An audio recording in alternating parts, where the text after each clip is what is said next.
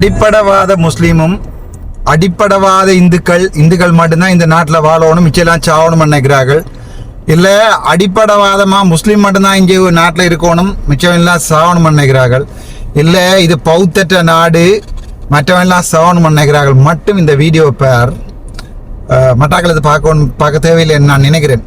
இந்த வீடியோவோட உங்களுக்கு கொஞ்சம் தெளிவு பிறக்குமான்னு நான் நினைக்கிறேன். சுப்பிரமணி, ஆலோகா, அனோஜன் தமிழ் கதைக்கிற 2 பேர் வேர்சஸ் ஆலோகா, ஒரு சிங்களம் கதைக்கிற, சிங்களம் குலைக்கிற நாய் தொடர்பாக ஒரே நாட்டில் வாழ்கிற இந்த 3 பேர் சம்பந்தமாக ஒரு சின்ன ஒரு அலசலும் ஆராய்வும். வாங்க வீடியோக்குள்ள போவோம். வணக்கம், நான் டாக்டர் ராமநாதன் அச்சுனா. 2026ஆம் ஆண்டு என்னடாப்பா ஜூலை மாதம் 31ஆம் தேதி, ஜூலை 31st, ஒரு சின்ன குட்டி வீடியோ சுப்பிரமணி சம்பந்தமாக வீடியோ. இதை தலையங்கத்தை பார்த்து நீங்க உள்ள வந்திருப்பீங்கன்னு நினைக்கிறேன். கன பேருக்கு இந்த விஷயம் தெரியும். ஆனால் இதுல நாங்கள் கதைக்க போறது தனியா சுப்பிரமணியம் அனோஜன் சம்பந்தமாக இல்ல, சில முஸ்லீம் தமிழ் உறவுகள் சம்பந்தமாக என்னுடைய மனசுல இருக்கிற சில விடயங்களை நான் கதைக்கணும். சோ அதுக்காக தான் இந்த டாபிக்கை போட்டிருக்கேன். உங்களுக்கு தெரியும், ஆலோகா என்ற ஒரு நாய் என்று சொன்னா அதுக்கு நாய் என்று கிட்ட வார்த்தை கதைக்கிறேன்டுவாங்க. ஆகவே ஆலோகா என்கின்ற ஒரு நன்றியுள்ள பிராணி ஒன்று வெளிநாட்டில இருந்து பிளைட்ல வந்து இலங்கை முழுக்க செங்கம்பளம் வரவேற்கப்பட்டு கொண்டு திரிஞ்சது பௌத்த பிக்குகளால. உங்களுக்கு நீங்க அதை பார்த்திருப்பீங்க நினைக்கிறீங்களா? அதாவது மதத்துக்கு மதம் ஒரு உயிரினத்துக்கு இருக்கிற மரியாதையை பாருங்க இவ்வளவு வித்தியாசமா மாறுது என்று. சரிதானே? ஆலோகா என்று சொல்லப்படுகின்ற ஒரு நன்றியுள்ள ஜீவன், நான் என்று சொல்லுவான். நன்றியுள்ள ஜீவன் வந்து அந்த திபெத்தியன் பௌத்த பிக்குகளால இலங்கை கொண்டு வரப்பட்டு அவர் எல்லா இடமும் டிராவல் பண்ணுவாராம். அவருக்கு பின்னால ஒரு ஆம்புலன்ஸ் போனது, அதான் பம்பன். ஆலோகா என்கிற அந்த நன்றியுள்ள ஜீவனுக்கு பின்னால ஒரு ஆம்புலன்ஸ் போனது, உங்களுக்கு தெரியும் போது தெரியல. அப்படித்தான் ஆலோகா வந்து இலங்கையில ட்ரீட் பண்ணப்பட்ட என்றால் நடத்தப்பட்டது. ஆலோகாவை கொடுத்த சிறப்பு மரியாதை. அதுக்கு பிறகு ஒரு நன்றியுள்ள ஜீவனை நான் வந்து ரொட்வைலர்ஸ் 6 ரொட்வைலர் ஒரு ஏரியா சாட்சியில வளர்த்தினான். சோ அது பிறகு இன்னும் ஒரு நன்றியுள்ள ஜீவன், அதுக்கு பேர் சுப்பிரமணி.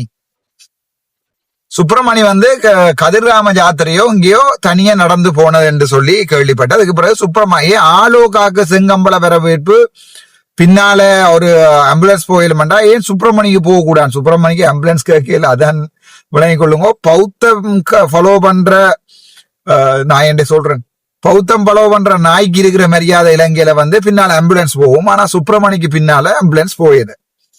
அதுல இருந்து உங்களுக்கு விளங்கணும், எங்களுடைய அரசியலமைப்பு சட்டம் பௌத்தத்துக்கு இவ்வளவு முன்னுரிமை கொடுக்குறேன். அதாவது வந்து நீங்கள் இந்த நாட்டுல ஆலோகா மாதிரி வந்தா தான் உங்களுக்கு இந்த நாட்டுல சம உரிமை கிடைக்கும். சுப்பிரமணியர்களுக்கு கிடைக்காது என்கிறது தான் இங்க அரசியல். இந்த விடயத்தை விளங்கப்படுத்துறதுக்கான தான் இந்த வீடியோவை நான் போடுறேன். மற்றபடி அனோஜனையோ யாரையோ பாதிக்கப்படுறதுக்கு இல்லை. பட் அது சம்பந்தமாக கதைப்போம், அது சம்பந்தமாக நான் கதைக்கிறோம். சோ இந்த ஆலோகா என்கிற இந்த 5 அறிவு ஜீவனுக்கு கிடைச்ச மரியாதை, பயங்கர மரியாதை கிடைச்சது ஆலோகாவுக்கு. ஆனால் சுப்பிரமணிக்கு கிடைக்கல. பின்னால் ஆம்புலன்ஸும் போயில. சுப்பிரமணி தண்டபாட்டுல போனது ரோட்ல. சரிதானே? தண்டபாட்டுல தானே தன்னுடைய டிராவலிங்களை செஞ்சு கொண்டிருந்தது ஒரு சுப்பிரமணி.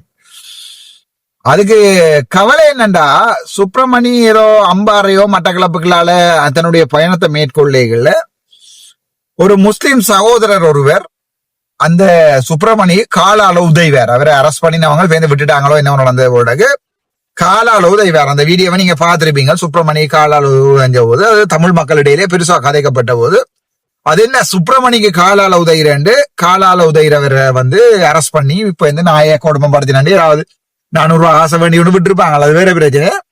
சோ சுப்பிரமணிய கிடைச்ச நீதி அவ்வளவுதான். அடி வேண்டினாலும் சுப்பிரமணிய கிடைச்ச நீதி அவ்வளவுதான். ஆனா எங்கட ஆலோகாவுக்கு வந்து அடியும் விளையல, பின்னால் ஆம்புலன்ஸும் போனது. இதே ஆலோகா சுப்பிரமணியம் எல்லாம் கதைக்கிறீங்க டாக்டர்ண்டா, பௌத்தம் ஃபாலோ பண்ற நாய்க்கும் இந்து நாய்க்கும் உள்ள வித்தியாசத்தை தான் நான் உங்களுக்கு சொல்றேன். நாங்கள் இந்து மக்களாக இருந்தால் அது மக்களுக்கும் இதே தான் நடக்கும். நாய்க்கே இப்படித்தான் நடக்குதுண்டா. பின்னால ஒரு ஆம்புலன்ஸ் அங்க போகும், இங்க பின்னால உதவிழுந்தாலும் கேட்கறதுக்கு ஒருத்தரும் இல்லை என்றால் அதுதான் இலங்கையில பௌத்த மதத்துக்கு இருக்கிற முன்னுரிமையும் எங்களுக்கு இருக்கிற பின்னுரிமையும். சரி, அதான் பரவாயில்ல. அது வந்து 5 அறிவு ஜீவன், வாயில்லா பிராணிகள், அதுகளுக்கு அந்த பாகுபாடை செலுத்துறாங்க. உங்களுக்கு தெரியும் அம்பார பிரதேசத்திலிருந்து அனோஜன் என்கின்ற தம்பி ஒருவர் சவுதி அரேபியாவில் நினைக்கிறேன், சவுதி அரேபியாவில் நபிகள் நபிநாயகம் தொடர்பாக ஏதோ ஒரு கருத்தொண்ட தெரிவிச்சிருப்பார் நினைக்கிறேன். உங்களுக்கு ஞாபகம் இருக்க தெரியல. நபிகள் தொடர்பாக ஒரு கருத்தொண்ட தெரிவிச்சிருப்பார். அங்கண்ட அந்த நபர் அவருடைய பேர் அனோஜன் அம்பாறையில இருந்து. அது முக புத்தகத்துல பெரிய ஸ்பாக்காக போய் அது என்ன நடந்தா கடைசியாக அனோஜனை பிடிச்சு சிறையில போட்டுட்டாங்க. எங்க? அங்க சவுதி அரேபியாவிலயோ கட்டார்லயோ இங்கே ஒரு நாட்டுல. சரி, எனக்கு இந்த மத்திய கிழக்கு நாடுகள் தொடர்பாக சரியான விளக்கம் இல்ல. ஏதோ ஒரு நாட்டுல பிடிச்சு போட்டாங்க. சோ பிடிச்சு போட்டா இப்ப பிரச்சனை என்னென்றால் அவருக்கு தீர்ப்பு வந்திருக்கிறது. உடனடியா தீர்ப்பு எங்கண்ட அரசாங்கங்கள் மாதிரி எங்கண்ட நீதிமன்றங்கள் மாதிரி இல்லாமல் உடனடியாகவே தீர்ப்பு வந்திருக்கிறது. 5 வருட சிறை தண்டனையும் 27 மில்லியனோ 27 கோடியோ ஏதோ ஒரு இலங்கை காசுக்கு 5 மில்லியன் நாங்க சவுதி அரேபியன் ஏரியாலோ ஏதோ அமௌண்ட் தெரியாது. அமௌண்ட் முக்கியம் இல்ல தான், எங்களுடைய கண்டன் தான் முக்கியம். இங்க என்னத்தை பற்றி கதைக்கிறோம்ன்றதான் முக்கியம். அவை ஏதோ மிகப்பெரிய தொகை உண்டு.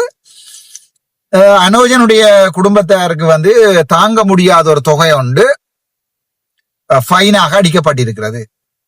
இப்ப அரசாங்கம் சொல்லி இருக்கிறது, சவுதி அரேபியா அரசாங்கம் சொல்லி இருக்கிறது, அந்த நபரை நாங்கள் பொது மன்னிப்பு கொடுத்து விடுவிப்பதாக இருந்தால் அங்க இருக்கிற ஷெய்க் என்றா சொல்றது ஷெய்க்மார் 400 பேர் ஏதோ கடிதம் அனுப்ப வேண்டும், அவரை விடுங்கள் என்று சொல்லி அவர்கள் அனுப்பினால் அரசாங்கம் மன்னிக்கும் என்று அடுத்த ஒரு குண்டு தூக்கி போட்டிருக்காங்க. சரிதானே? ஆக மொத்தத்துல எங்க நபிகள் இந்த ஷெய்க்மார் அரேபியன் நாட்டினுடைய ஷெய்க்மார் அவரை விடுவீங்கோ மன்னிப்பு கொடுங்கன்னு சொல்லி 400 பேருடைய கடிதம் கொடுக்கணும் என்று சொல்லி சொல்லுகிறார்கள். ராஜதந்திர ரீதியில இலங்கையில இருந்து அரேபியா நாடு அரபு நாடு ஒன்றுக்கு வேலை தேடி போன ஒருவர் இப்படி சிறைக்கில் போடப்பட்டிருக்கிறது இலங்கை அரசாங்கத்துக்கு தெரியுமா இல்லையாண்டு அண்மைய தினத்துல ஊடக பேச்சாளர், அரசாங்கத்தினுடைய ஊடக பேச்சாளர் அமைச்சர் நலிந்த ஜேதிச அவர்களிடம் கேட்கப்பட்ட போது அமைச்சர் நலிந்த ஜேதிச அவர்கள் சொல்லியிருக்கிறார், எனக்கு அப்படி நடந்ததா எனக்கு தெரியாது, அப்படி பிடிச்சு போட்டதா எனக்கு தெரியாது என்று அமைச்சர் நலிந்த ஜேதிச சொல்லி இருக்கிறார். சோ அந்த அளவுல தான் எங்களுடைய நாங்கள் இப்ப சுப்பிரமணிய மாதிரி தான் இலங்கையில அடிச்சவங்களா காலால உதச்சவங்களா தெரியாது. ஆனால் ஆலோகாக்களுக்கு இருக்கிற மரியாதை இலங்கையில வேறு. நாங்கள் ஆலோகா ரேஞ்சுக்கு கூட போயிடலாம், சுப்பிரமணிய ரேஞ்சுக்கு கூட போயிடலாதுதான் அந்த அம்பாறை தம்பியினுடைய நிலைமை. தற்சமயம் என்ன நடக்குது என்று சொன்னால் அவர் சிறைகளில் இருக்கிறார், அரபு நாட்டுல சிறைகளில் இருக்கிறார். அவரை வெளியால விடுவாங்களா இல்லையான்றது அந்த அரசாங்கத்துக்கும் தெரியாது, எங்க அரசாங்கத்துக்கும் தெரியாது. கிழக்கு மாகாணத்துல இருக்கிற விதேசிக அமைதி நினைக்கிறேன், என்ன ஒரு எனக்கு தெரிஞ்ச சிங்களத்துல காய்க்கிறானே என்ன foreign minister, deputy foreign minister, அவருக்கு என்ன பேர், ஏதோ தம்பியோரால், தமிழ் சிங்கள தம்பியோரால், 2 அப்பா தமிழ் அம்மாவோ. அவர்கிட்ட நாங்கள் அடுத்த முறை பாராளுமன்றத்திற்கு அவரோட நேரம் கண்டா கலைக்கிறோம். என்ன பேர் உண்டு அவருக்கு, பேர் மறந்தவன். சரி, ஏனென்றால் இலங்கை அரசாங்கம் ராஜதந்திர ரீதியில என்ன செஞ்சிருக்கேன்னு கேட்டால் ஒன்றுமே செய்யல. அவர் தம்பி என்ன பேர், அவருக்கு அனோஜன் உள்ளுக்குள்ள இருக்கிறார். சோ அதுக்கு பிறகு நான் முகப்புத்தகங்கள் பார்க்கிறேன் குறைவு. அதுக்கு பிறகு இது தொடர்பாக முகப்புத்தகத்துல பெரிய முகப்புத்தக போராளிகள் தான் எல்லாருமே முகப்புத்தக போராளிகள். இங்க யாருமே நிஜ போராளிகள் இல்ல. எல்லா முகப்புத்தகத்துலதான் ஆர்பிஜி மல்டிபரல் அது இது வச்சு அடிக்கிறார்கள். முகப்புத்தகத்துல எழுதி கொண்டே இருக்கிறார்கள். எழுதி போட்டு லைக் வேறதா இல்லையான்னு பாக்குற மனநோயாளிகள் தான் முகப்புத்தகத்துல கூட. சோ இதுல முகப்புத்தகத்துல திருப்பி அடிபட்டிருக்காங்க, பேஸ்புக்ல இருந்து அடிபட்டிருக்கிறாங்க. அனோஜனை சவுதி அரேபியாவோ கட்டாரோ ஏதோ ஒரு நாடு ஒன்று உள்ளுக்க போட்டது சரியா பிள்ளையா என்று முகப்புத்தகத்துல திருப்பி அடிபட்டிருக்கிறாங்க. அடிபட்டா அங்க அடிப்படை தமிழ்வாதிகள் இருக்கிறான் தானே. இப்ப கஜேந்திரன் மாதிரி அடிப்படை முஸ்லிம்களை கொலை செய்யணும்னு நினைக்கிற அடிப்படை தமிழ்வாதிகள் இவ எல்லாரும் குளறினம் இல்ல, இவங்க சவுதி அரேபியாவில போட்டது பிள்ளை அப்படி இப்படி என்று இவ குளறினம். அங்கால பக்கம் அடிப்படை முஸ்லீம்வாதிகள் இருக்கிறான் தானே. இந்த சூப்பர் முஸ்லீம் என்று கொஞ்சம் பேர் இருக்கணும் சொல்லி சொல்றாங்க. உண்மை போய் எனக்கு தெரியாது. அவ குளறினம் ஏண்டா அவங்கள்ட்ட ஆலோகா நாயை வித்து போட்டு ஏலத்துல போட்டுட்டு அந்த காசை கட்டுங்க என்று அங்கேண்டு அவங்க குளறாங்களா அந்த பக்கம். அவை அந்த முகப்புத்தக ஊடகங்கள்ல இப்ப தனி முஸ்லீம் தனி தமிழ் அடிபாடு போய்கொண்டிருக்கிறத நான் நேற்று முந்த நாள் அவதானிச்சேன். என்னோட பேஸ்புக் ப்ரொஃபைல் இருக்குது, ராம் அர்ச்சுனா என்ற பேர்ல, RAM ஸ்பேஸ் அர்ச்சுனா என்ற பேர்ல ப்ளூ டிக் பண்ணபடி அது என்னுடைய ப்ரொஃபைல் தான்.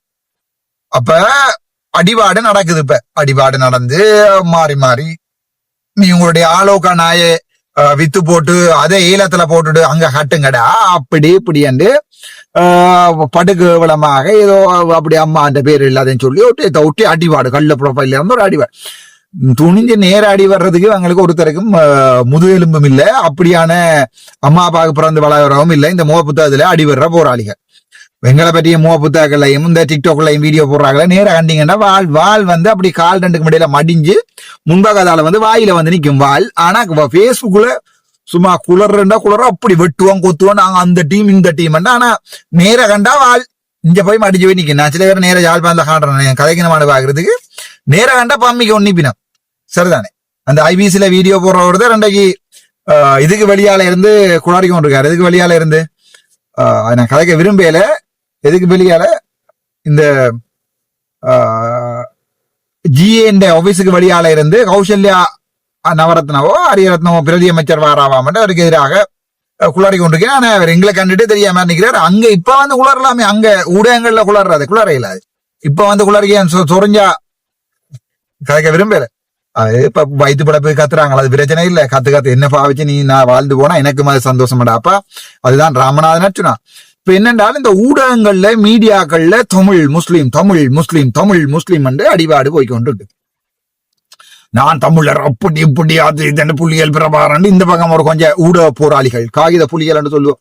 காகித புலிகள் அந்த பக்கம் சஹ்ரான் டீம் நாங்கள் தமிழ் நாங்கள் தனி முஸ்லீம்ஸ் அப்படி இப்படி என்று அங்கால சஹ்ரான் டீம். இந்த ரெண்டு தவல் குஞ்சுகளும் தங்கட சொந்த படத்தை கூட ப்ரொஃபைல்ல போடுறதுக்கு துணிவில்லாத கணக்கு தான் இதுல கத்துறது. ஆகவே சமூகத்துல இருக்கிற உண்மையாகவே முஸ்லிம் மக்களை நேசிக்கிற தமிழர் நாங்களும் உண்மையாகவே தமிழ் மக்களை நேசிக்கிற முஸ்லீம் உண்மையான முஸ்லீமும் இந்த விடயத்தை பெருசா போட்டு அரட்டிக்குள்ள தேவையில்லை. இந்த விடயத்தை நாங்கள் கணக்கெடுக்கவும் தேவையில்லை.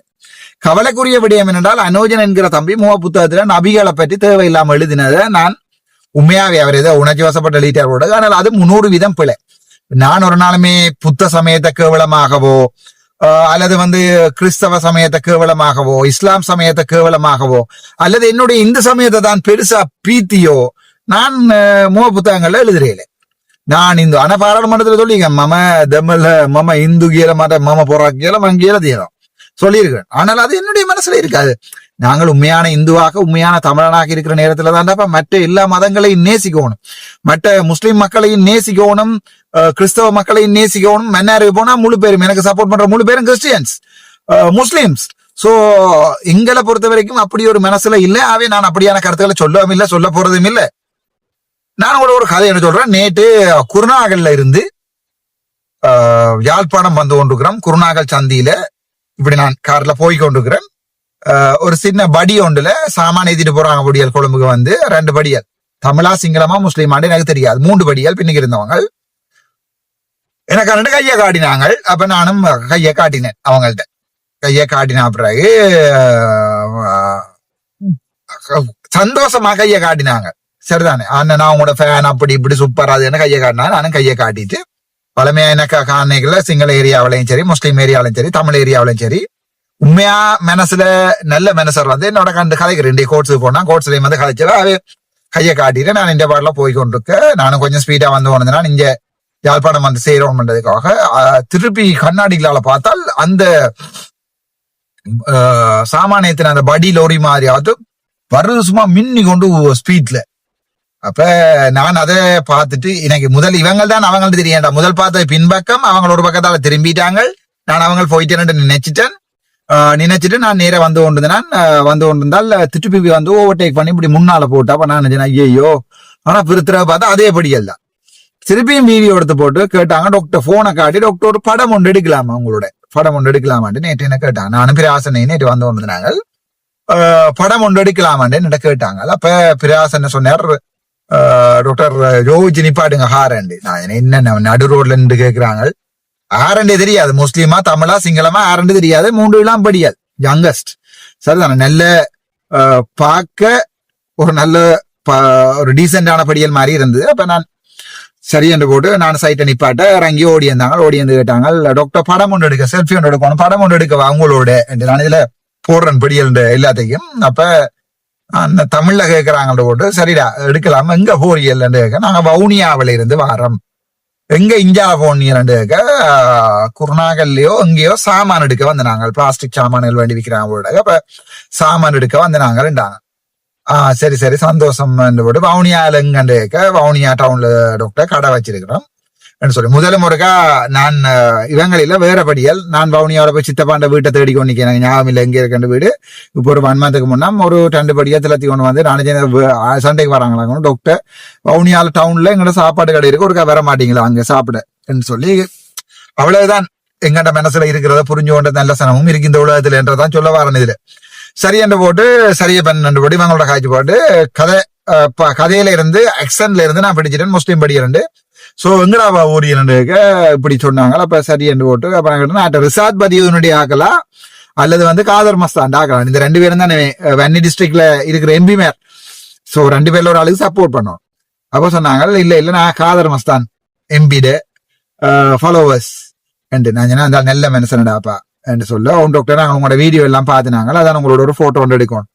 சரி எடுங்க என்று போட்டு சரி அவங்களோட போன் நம்பரையும் விராசனிட்டு அவங்களோட போன் நம்பரையும் வேண்டி வச்சுட்டு விடுங்க என்று போட்டு.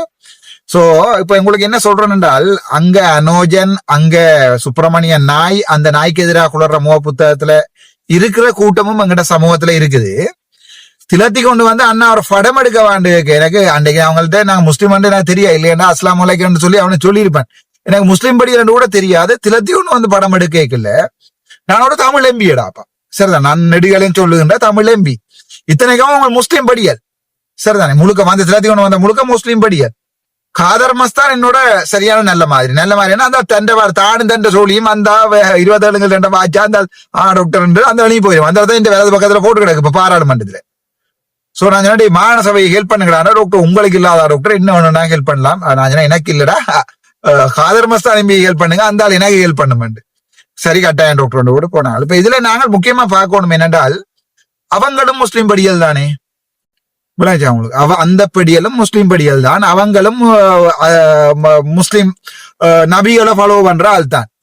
சோ அவங்க மனசுல ஏன் அர்ச்சுனா டாக்டரை எதிரா கதைக்கோணும் பைத்தியம் விசரணம் எல்லாம் கதைக்கோணும் தோணையில அது யாருக்கு தோணுது என்று சொன்னால் இந்த ஊழல் செய்யறாக்களுக்கும் அங்க இங்க காசு அடிச்சு தின்றாக்களுக்கும் கஞ்சா ஆடத்துறாக்களுக்கும் இவைக்குதான் அர்ச்சுனா பெரிய பிரச்சனையா கிடக்கு. சமூக ஊடகங்கள்ல பேஸ்புக்ல பாத்தீங்கன்னா தெரியும் ஒரு கொஞ்ச காலமா ஒரு கொஞ்சம் முஸ்லீம் பேர் ப்ரொஃபைல பேர் குளறி கொண்டு வந்தேன். அதுல கனவேறுங்கண்ட ஆக்கள் தமிழாக்கள் அதை வடிவா ஞாபகம் வச்சு கொள்ளுங்க. கனவேறுங்கண்ட தமிழாக்கள் என்ன பற்றி உண்மையாவே விளங்காம இந்த ஐபிசி அடிச்சு போட்ட நாமல் ஃப்ரெண்ட்ன்றதுக்காண்டியும் அதுக்கு பிறகு அந்த மத்தியில வந்து கிளிநொச்சியில குடும்பாவி அரிச்சினம் அவைக்கு பேசின அந்த மத்தியில வந்திருந்த நாயலண்டு நான் பேசி போட்டேன் சொல்லி அவைக்காக இன்னை எதிர்த்தாக்களும் அப்படித்தான் கனவேர் இருந்தவன் இருக்கினோம். அவை கால போகும்போது விளங்கு ஓஹோ நாங்கதான் பிள்ளை விட்டு அவங்க மீடியாக்கார தான் டாக்டர் பிள்ளையா போர்ட்ரைட் பண்ணிட்டாங்க. சரி இவ்வளவு மீடியா பிள்ளையா என்னை பற்றி இல்லாம எல்லாம் எழுதி எல்லாம் செஞ்சு முட்டையை வெளியில நிக்கிறோம். இதுக்கு வெளியால தாங்களே கண்டு நடத்த ஓட்டிக்கிறோம். சகல ஊடகவியலாளர் என்ற பேர்ல கொஞ்சம் பேர் நிக்கிறோம்.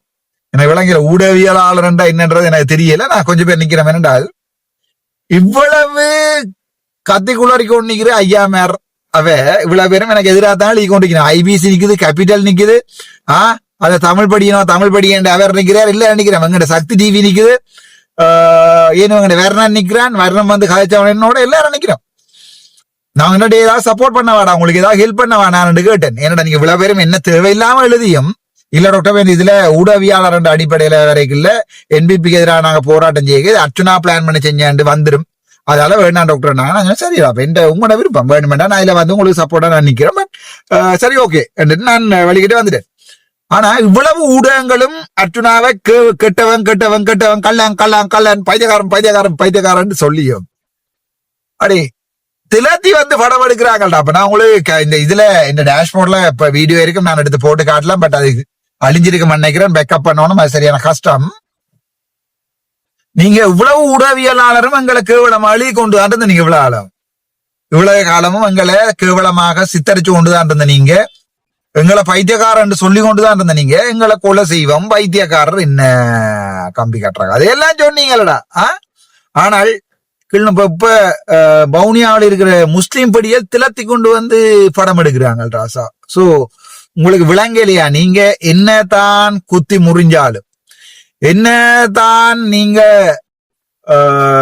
இது செஞ்சாலும், என்னதான் ஆணிய புடுங்கினாலும் உங்களுக்கு விளங்கலையா? உண்மையான சனத்துக்கு விளங்கும் அர்ச்சுனா ராமநாதன் யாருன்றது.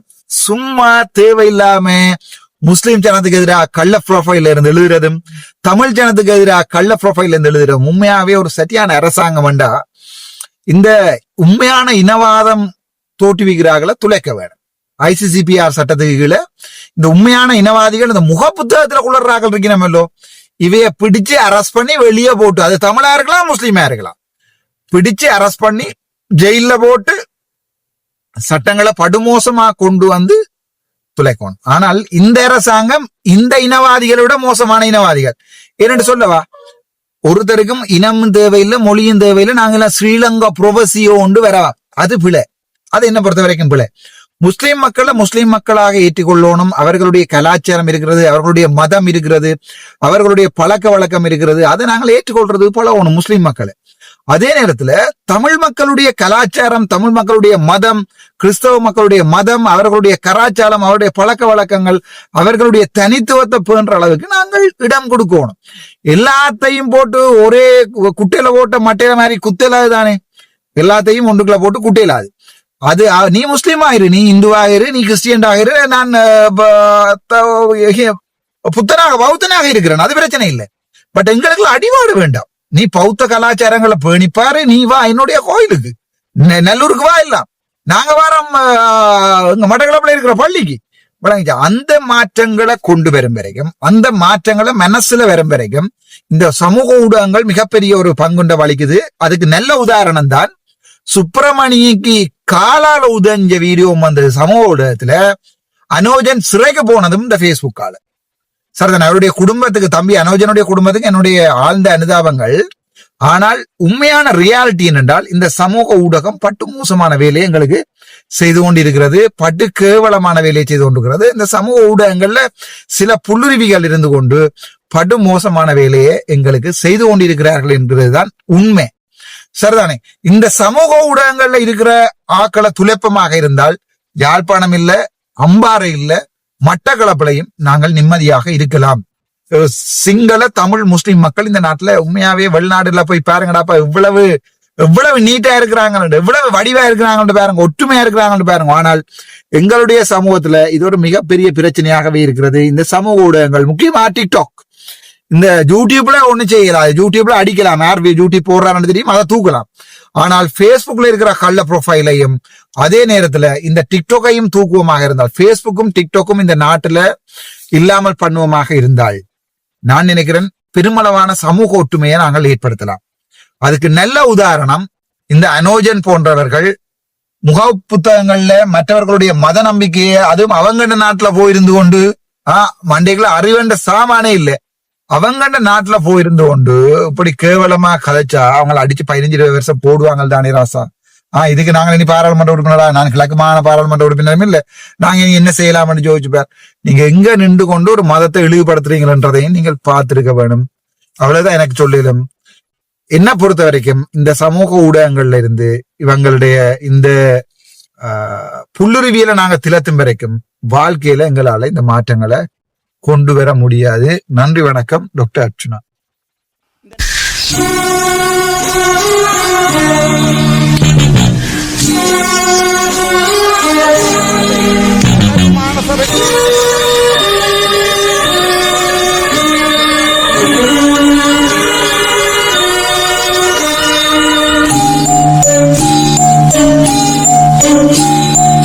என்னினமே என் சனமே என்னை உனக்கு தெரிகிறதா, எனது குரல் புரிகிறதா. என்னினமே என் சனமே என்னை உனக்கு தெரிகிறதா, எனது குரல் புரிகிறதா. என்னினமே என் சனமே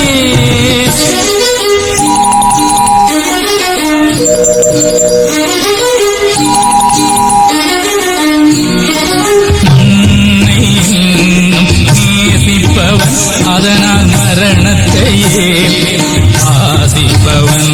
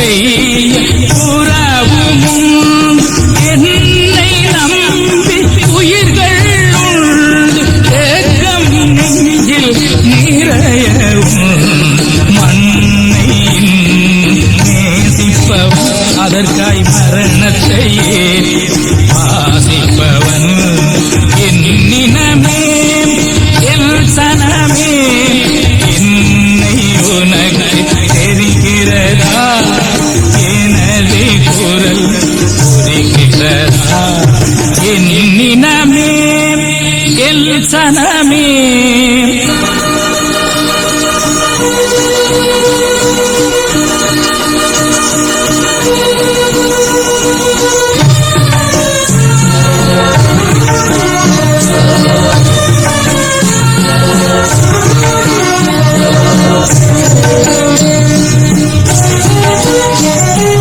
பாசறை நான் புகுந்த இடம் பதுங்கு கூடி உறங்குமிடம் தேச நலன் எனது கடன் தேன் தமிழே எனது திடன் அதனால் மண்ணை நேசிப்பவன் அதற்காய் மரணத்தை ஆசிப்பவன் என்னினமே என் சனமே என்னை உனக்கு தெரிகிறதா எனது குரல் புரிகிறதா என்னினமே என் சனமே